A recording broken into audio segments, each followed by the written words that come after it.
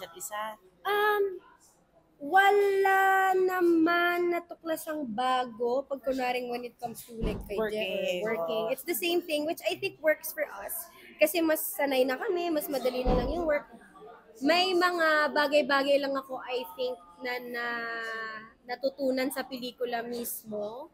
Sa Which katawan ng is, babae, oo. yung kung anong mga, alam mo na, may mga ganyang-ganyang mga scientific information ako nga nalaman bilang isang babae.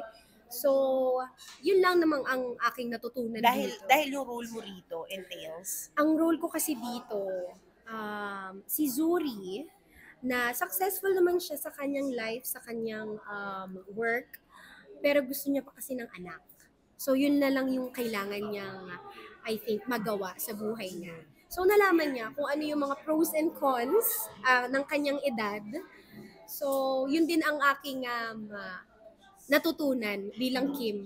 oo, actually. Oo, kasi of course, after marriage, usap niyo tungkol doon. Sa lahat ng Oo, bagay. sa lahat. Kasi, tuloy-tuloy na yan eh. Kasi from getting married, tuloy-tuloy na kasi yung plano sa life. So, automatic, meron kaming pag-usapan na natin agad.